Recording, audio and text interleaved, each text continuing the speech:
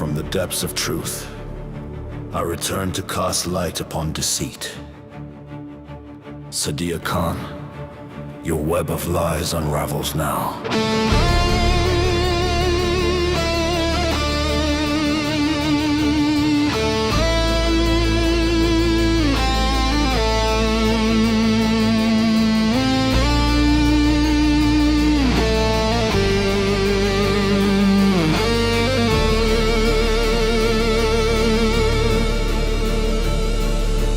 Weave your tales with silver tongue, but truth is a blade and your lies are undone.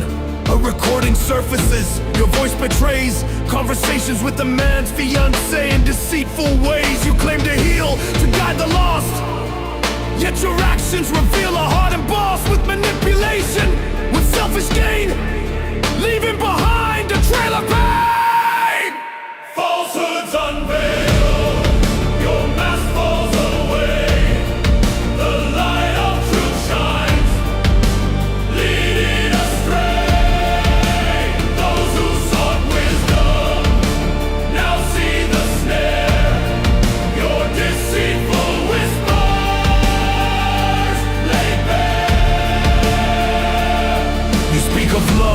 Healing hearts, but your own are fractured, torn apart. A side piece in shadows, you took your place, ignoring the vows, the sacred grace. Your words are venom, your promises hollow, leading others down a path of sorrow. But the truth is a fire, burning bright, exposing your lies, bringing light. Sadia Khan, your deceit has no refuge. The truth is relentless, and it pursues. Falsehoods unveiled, your mask falls away. The light of truth shines, leading astray. Those who sought wisdom now see the snare. Your deceitful whispers lay bare. Let this be a lesson to all who deceive. The truth will find you, and you will grieve.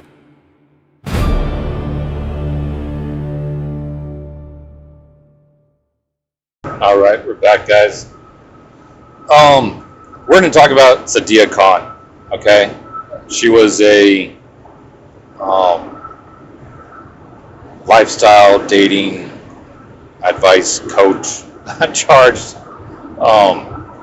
close to pretty much $8,000 US per hour for these call-in or face-to-face video chat coaching sessions.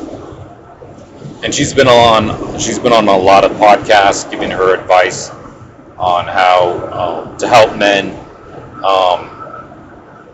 men and dating women and all that. Okay. And then just recently, a recording comes out of her talking to the fiance of, I guess, the fiance. Okay. Sadia was she was the other woman, okay? And seeing this engaged man, okay, and the fiance, the girl, the woman that he's going to marry, finds out, calls her, confronts her, and Sadia, and she, I guess, the fiance wisely is recording the conversation she's having with Sadia Khan, okay, and look it up. I'm not going to have the clip here, but you can look it up, and it's out on YouTube. And she's confronting her, but Sadia Khan is like, I can have your man. I can have him whenever I want. She mentions things that she can do, that she can literally call him right now and have him come over or have her go to his place, whatever.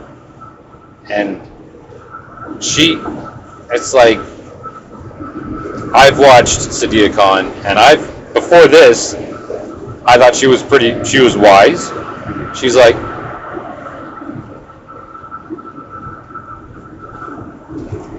I wish more women were like her. Okay, this is before. Turns out she's like most women. All right, sad to say, but it's true. And she just revealed her true self. All right.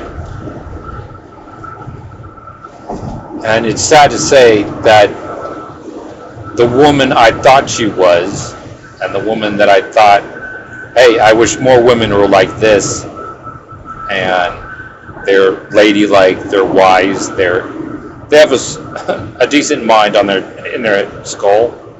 Okay, they can think, they can process their words and say it in a way that men will listen to. And she was so good at that, she charged $8,000 an hour for these coaching sessions. And men actually paid her that amount. Which I don't get. I mean, she better have chosen wise investments, because I doubt she's going to maintain any of her clients after this. It's like, it's just disappointing. Someone that you once respected, okay, turns out they're a fraud and a liar. And I bet men, even knowing what she's done, still want the best for her. I hope she retires. I hope she stops even attempting to help men. After this, yeah, it's her. Men should not seek guidance from these type of people. All right.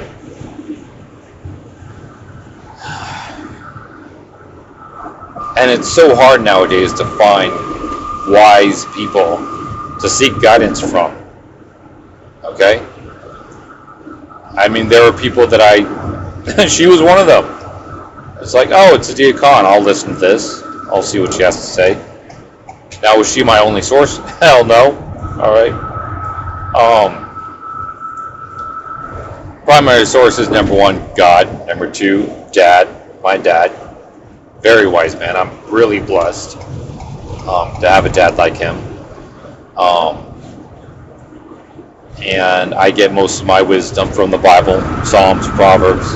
The ultimate woman that men should be looking for is in Proverbs 31.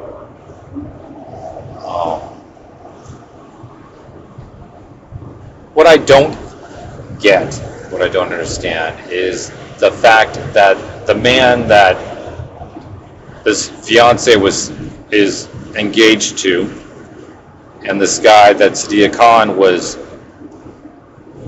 sneaking around with, I believe, I'm not 100% sure, but I believe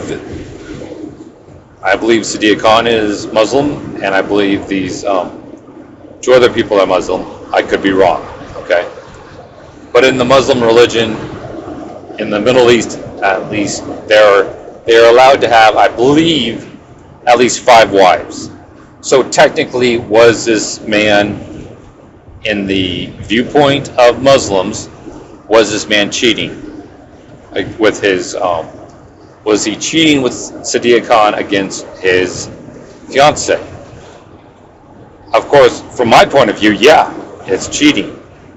But with what happened, okay, this happened, I believe, in Dubai.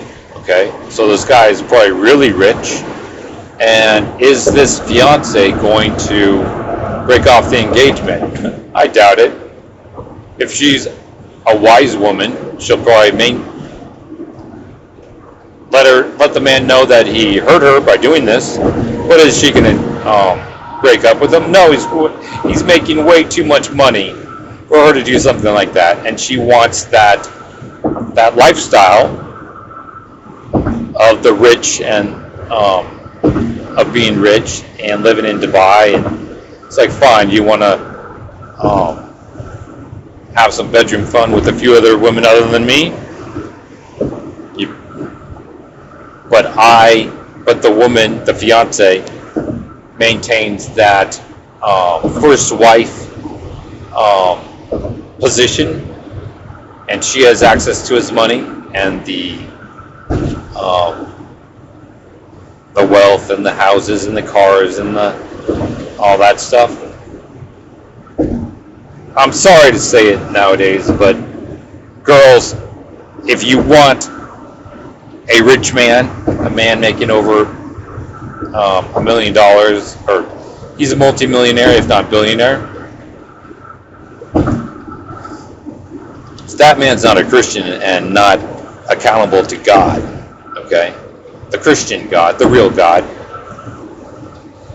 You better get used to this, and you better be fine with it, okay? Because a non-Christian man who's filthy rich is going to have women throwing themselves at him. And hey, you know what? Some of these women could be Sadia Khan, and women like her. All right? And I can understand women who want to be married to rich men will endure that. They will live with that. And it's just part of life, I guess. But is it right? I would say no. I don't think so. But in most cases, who cares what I say, right? I mean, if a rich man has worked so hard, he's earned his money, he's earned this lifestyle, not just inheritance, but he's actually started his business and earned this money. From his point of view, why not? I mean, I earned this.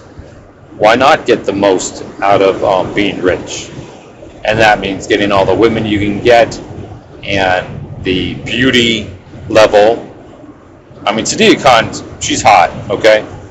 She's pretty on the outside. She's good looking, okay?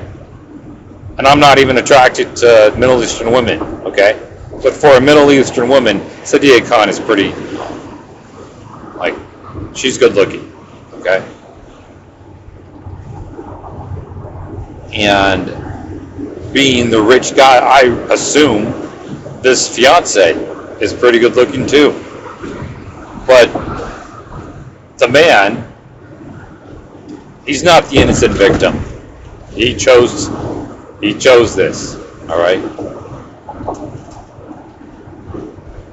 But the women out there are going to be blaming Sadia Khan, or some women might be on Sadia Khan's side and be blaming the fiance for not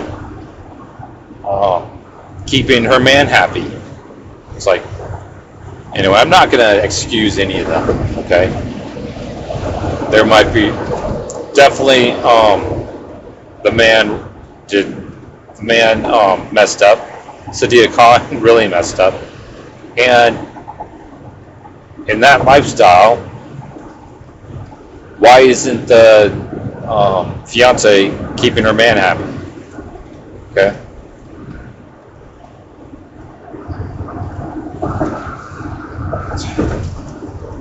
There are so many things I want to say, but YouTube, okay? And there are things that I want to say about Sadia Khan, but I don't know her. Was she in love? If you hear the clip that was recorded, I think it doesn't really sound like a woman who loves this man and wants to be that fiance. It doesn't sound like that. It sounds like a woman who's pissed off that she was found out, but also knows that she can take this woman's man whenever she wants. And that just says a lot about the man who they all like.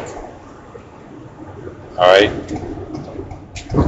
If the men who are engaged or who are even married and who go after other women who are not their wives, obviously, I would say are weak men. I know there are podcasts and men in the red pill manosphere kind of thing that are fine with men, or at least they say that if men want to cheat on their wife, they can.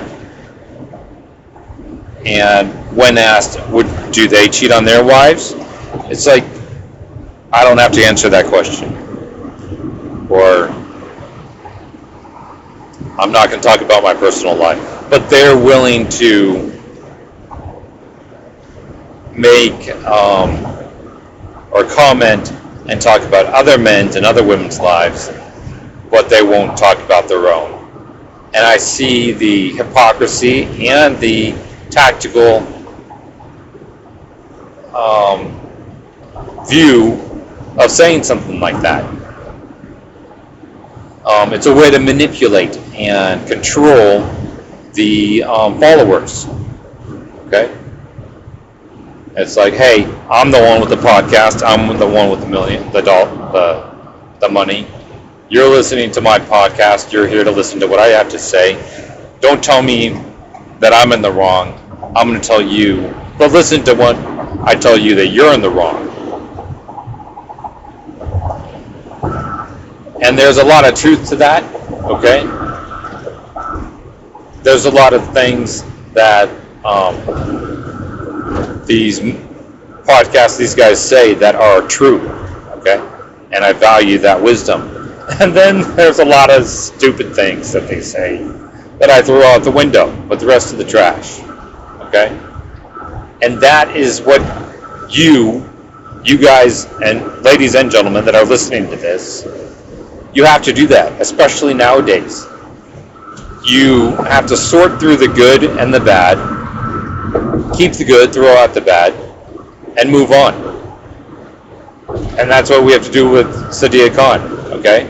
Should I just throw out all the wise wisdom that I learned from her? No. But I shouldn't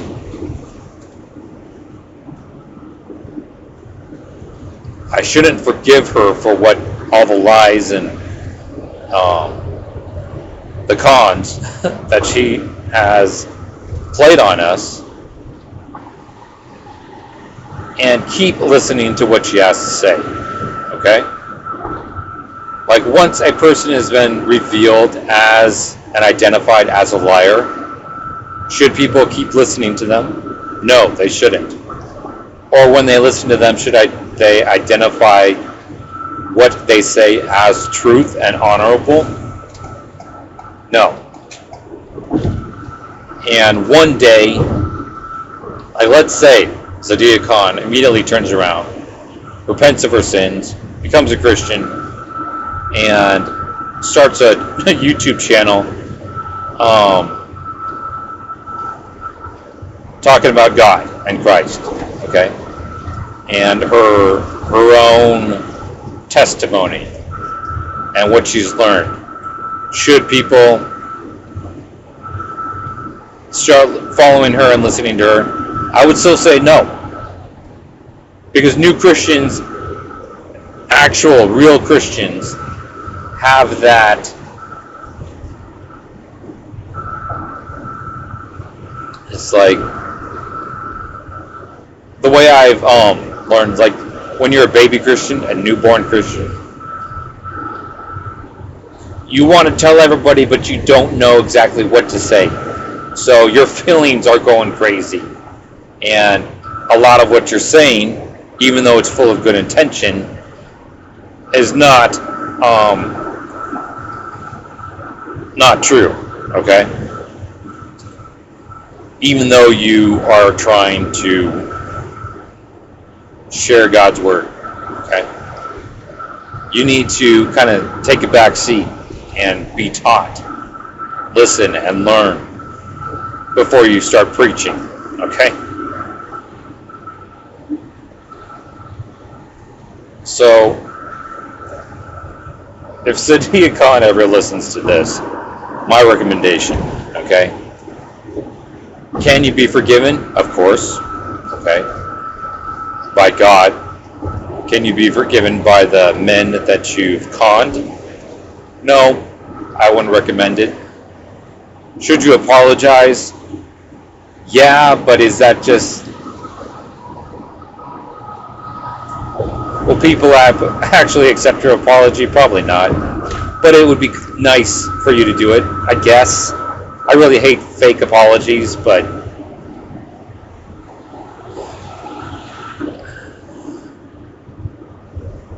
that's all I'm going to say about her apologizing.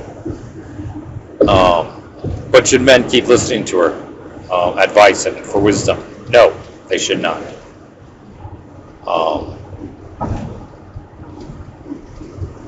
And she needs to retire. That's my recommendation to her. Okay, if she needs a job, she's pretty. She hasn't lost that. She'll probably. There are men out there that would hire her for their business, marketing. I don't know if she's selling a coaching package for $8,000 and men are actually paying. She'll do fine in the private market. Okay. But what are we going to do about these men that are actually going and paying for this so-called wisdom? Okay? I feel sorry for those guys.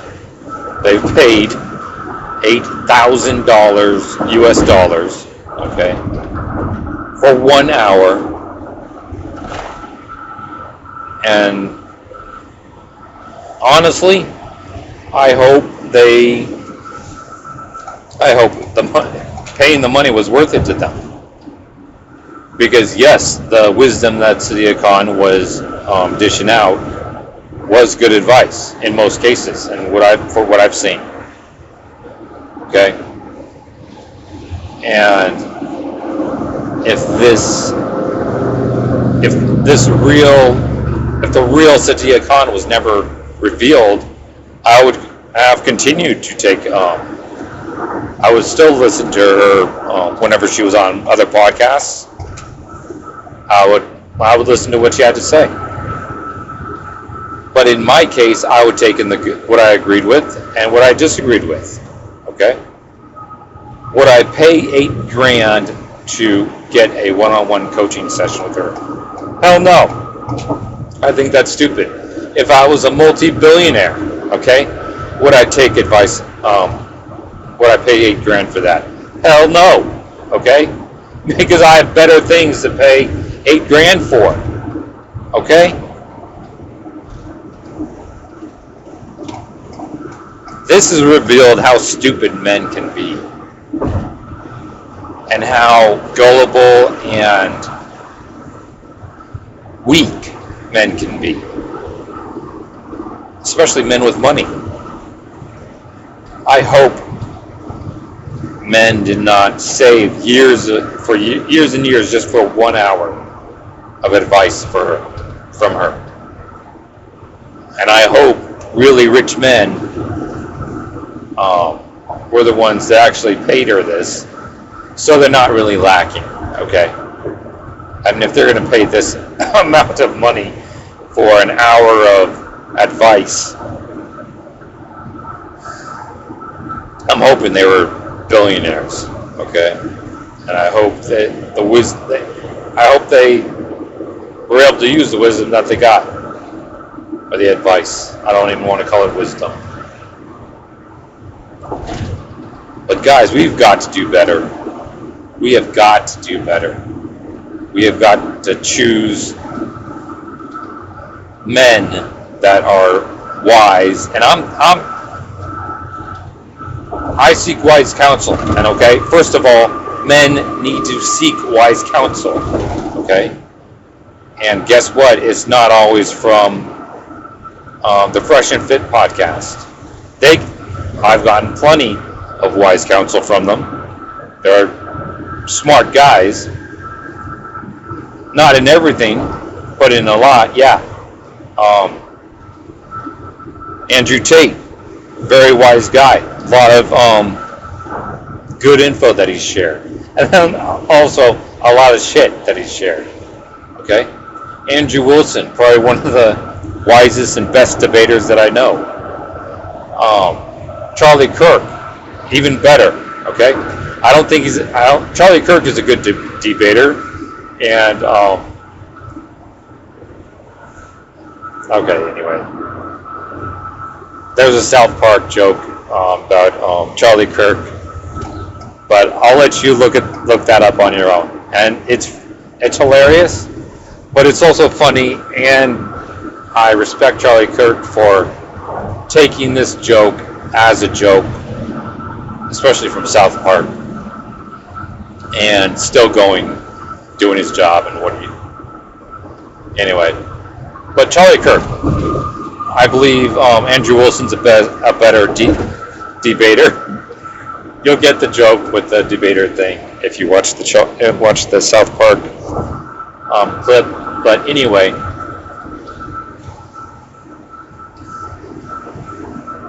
Andrew Wilson's a better debater than Charlie Kirk is. But they're both good at what they do. All right. And if you're going to seek wise wisdom and counsel on how to be a better man and how to live a better life,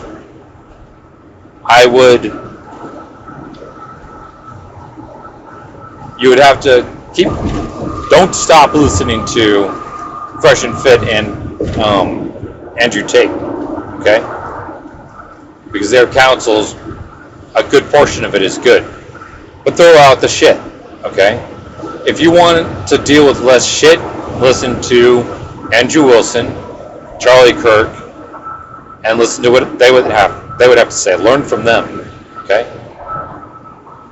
I choose to look at the big picture, okay, and look at all of the manosphere, and I will do the sifting from good, actual wise counsel and the bullshit. Okay, excuse me. And live the best life that I can, okay? But ultimately, I take my wisdom from what God has given us, His Word, the Bible, and people like my dad. And I have been blessed enough to know older men, older than 65, who tell stories about their life and are willing to share advice. But these guys are almost twice my age, or when I knew them, okay? And those are the guys that actually seek counsel. It's like, how'd you meet your wife? What's you've been married for 50 years, okay? And what is your secret with having a good marriage? And then he tells me his secrets, okay? And then I go to another man, and the majority of these, not all, the majority of these men are good Christian men, okay? And they've, of course, made their mistakes and had their difficulties with their wife. But overall, they've worked together and made things, they've worked through the hardships, okay? And these women, they're adorable, okay? They're in their 60s, 70s, and I can totally see why these good men, what they saw in them, and they're seeing them together is adorable. And it's like, I want that. I want to meet a woman that is similar to this woman, okay? Similar to my mom, similar to the Proverbs 31 woman, okay? But are there any of these women left? I haven't met them. And the ones that I have are usually taken. And the few that, well, the majority of Christian women out there in churches are about 50 pounds overweight, and they're looking for a Christ twin, okay? And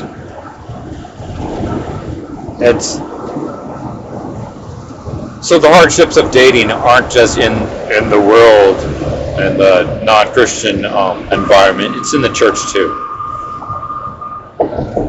And the church has become so feminized and weak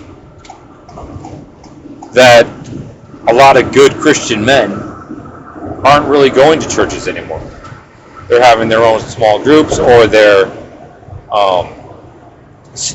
online streaming the service part. But that's what I'm doing. I'm not going to church anymore. It's way too feminized, and the feminists pretty much have taken over Sunday school, and it's just not worth it. Okay, but you can have a good pastor. Pastors are not in control of the church. Okay, and I think they should be. I think it's usually run by a elder board, kind of like like in businesses, they have their board of directors, that kind of thing. It's basically that. The church has become a business. Okay, and it needs to come back to reality, come back to God. And anyway, that's a whole nother podcast. It's becoming harder and harder to find wisdom. Okay? And you can only go to the Bible so much and say, read Psalms, read Proverbs, wise counsel, but it also says, seek wise counsel. So, where do good men go to seek wise counsel? Okay? It's not like they can schedule a 1-hour coaching thing with their pastor. That's not going to happen. And it's not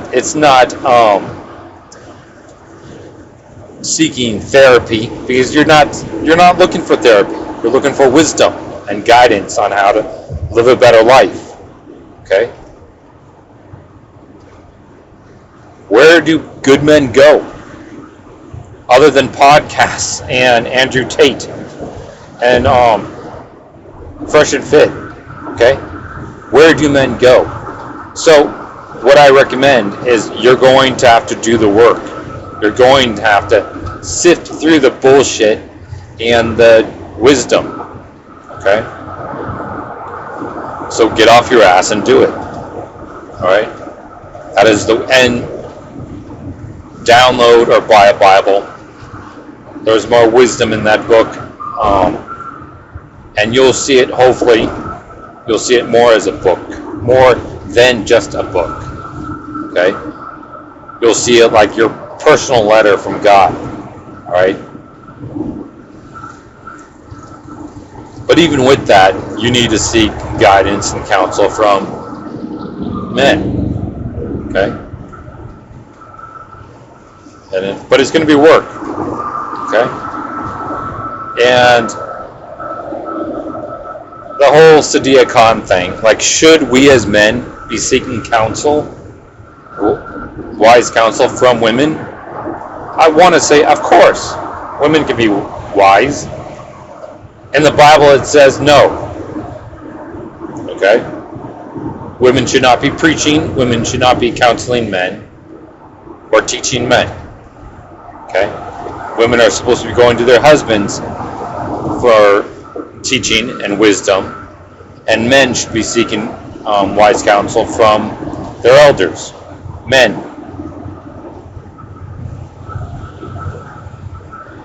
I still think that there are women out there that can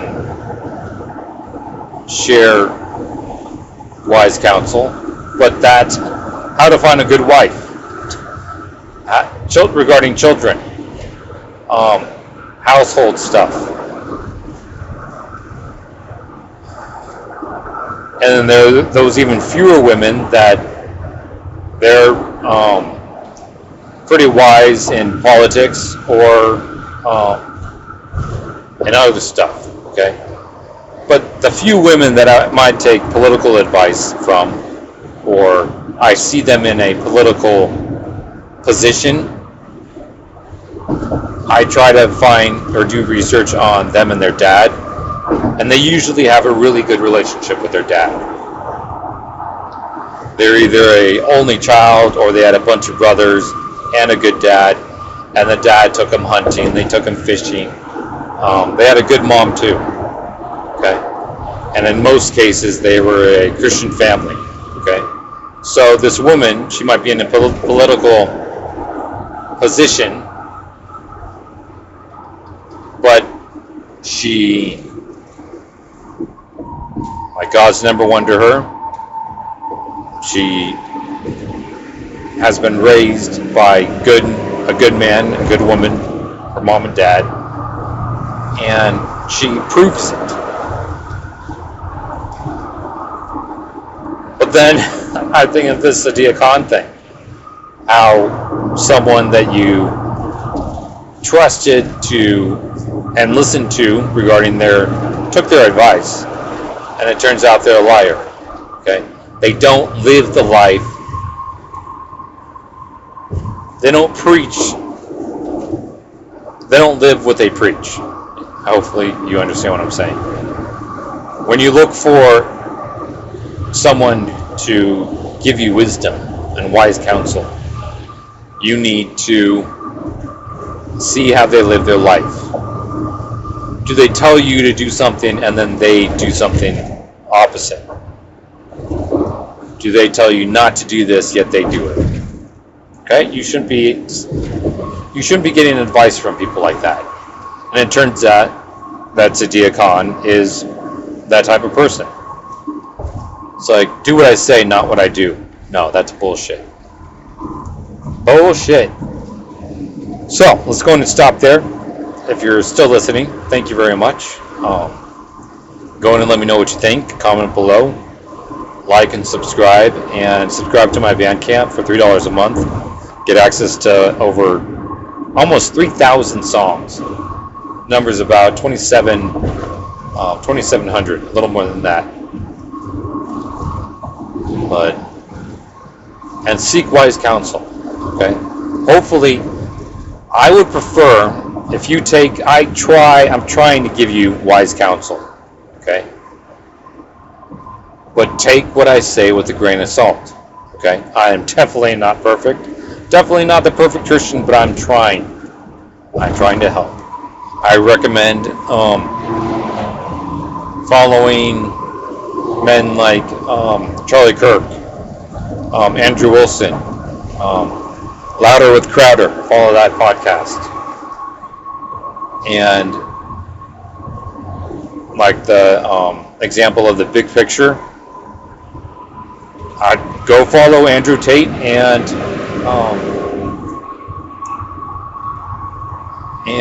the Whatever podcast with Ryan. Andrew Wilson is on there a lot, and